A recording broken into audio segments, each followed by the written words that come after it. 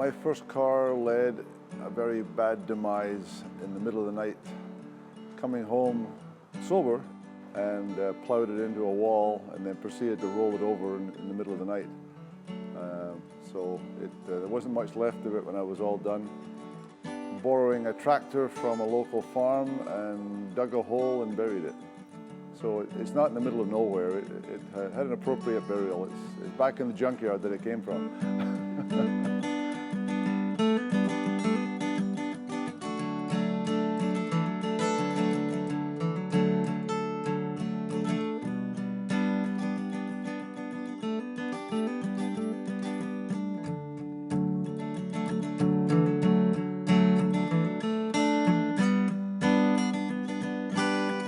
The origin of the garage was just me going back to my passion, which is what was Minis. I've been through other cars, other marques, but I started off in my youth with Minis, and I guess I've just come full circle, and here we are back at doing what I love. The typical process in a restoration really comes up initially with an evaluation of the car to justify whether it's worth doing or not. When you're looking at candidates for restoration, they come in different sizes, shapes, and colors, but unlike when you're buying a used car that every little chip or scratch or tear makes a difference, to me it makes no difference. If the interior is getting replaced, it's all getting replaced. If it's going to get a paint job for a chip, it's going to get a complete paint job. California is still the mecca for finding rust-free cars. There's still some pieces that are very difficult to come by, some are extremely rare. Finding parts for the Mini these days comes twofold. One, we hoard everything. Something like this looks like it's probably throwaway to most people, but to me, this is a piece of gold because all the main structure is there, the integrity of the rockers, things that are normally rusted out are all there, and the pieces that need to be replaced are all, in my world, relatively simple by comparison to the inner structures that, when they're rusted, they're far more complicated to replace. We have done cars for people that are doing it because they love the car, not because it is financially beneficial to do it. The cost of doing a proper restoration bumper to bumper usually far outweighs the value of the car. So there has to be a level of passion and a level of nostalgia involved in wanting to do one properly. This car came to us with the wrong engine, and between our searching and the customer searching, we found pieces literally all over the world.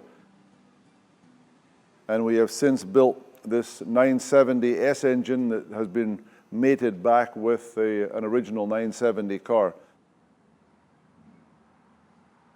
I just like what I do. I mean, it's the good news about doing something that you love every day is that you don't mind coming to work.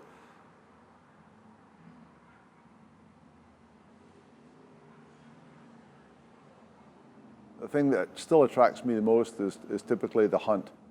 I'm like a dog with a bone. I spent one night here calling all over the East Coast because I heard of a car that was stored in some NASCAR race shop in the Carolinas someplace. And it may well still be there, or it may have been a wild goose chase, but it was still fun. I never did find the car, but I talked to a lot of cool people in the Carolinas that night. It was like being Sherlock Holmes looking for the Ark or something, I don't know.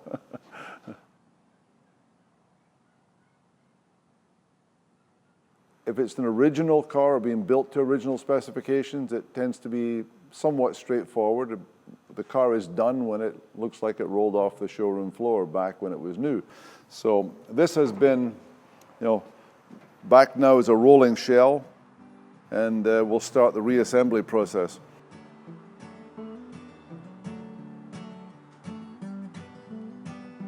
So all the heavy metal work is done, the color is done, and it's over the hill. It's at the beginning of the finishing process.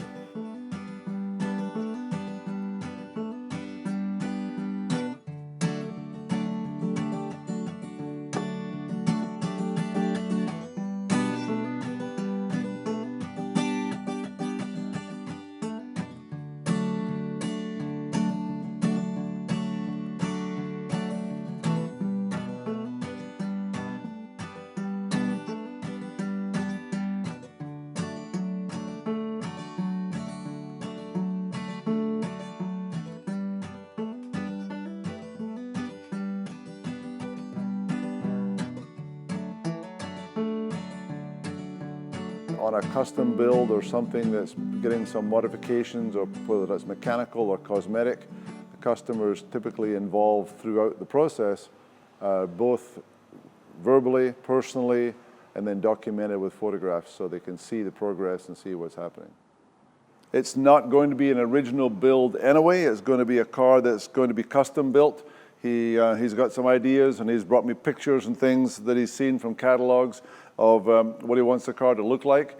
And we're going to go with probably a little bit of a race rally theme, a light gray with a black roof, and a custom black interior and a high-performance engine.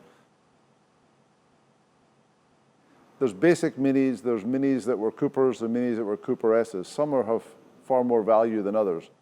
The Cooper S's built 3 different engines, a 970, a 1071, and a 1275. And 970 is probably one of the rarer ones.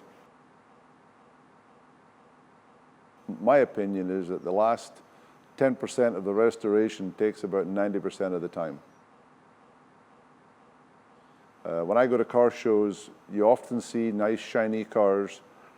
And in my world, the closer I get, the less I like, because the more I see the detail, the less I respect it. So to me, the attention to detail at the very end of the job and the small, small features make all the difference in the world between a mediocre car and an excellent car. The difference in doing mediocre and doing excellent is not the big part of the cost, but the end result is phenomenally different.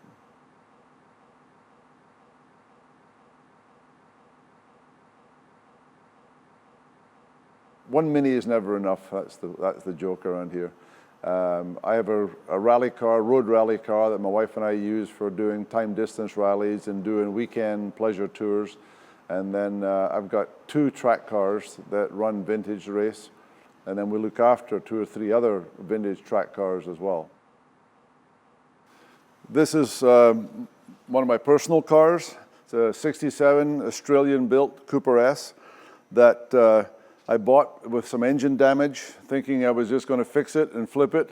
And I fell in love, so it got to stick around for a bit longer than normal. So Susan, my wife, and I have used this car a couple of times now. We've had this car down to the bottom of Baja, all the way down to Cabo with a Mexican rally group. Not speed racing, just a time distance rally. And it's been twice now to Mexico with the Baja California group, which are primarily a Porsche club. So we take the Mini down there and terrorize the Porsches on the roads in Baja, Mexico. So been to San Felipe, Ensenada, that crossroad across from there. Susan navigates for me, and I get to go down there and pretend I'm a teenager again. I think the future for Heritage Garage is going to be going back to what my passion was, which is the restoration and performance and race preparation. I don't paint, I don't sculpt. If I'm going to leave something behind, I want it to be something I can be proud of, and there's nothing makes me happier than a well-done restoration. And just go back to a smaller, more concentrated scale of where my heart is.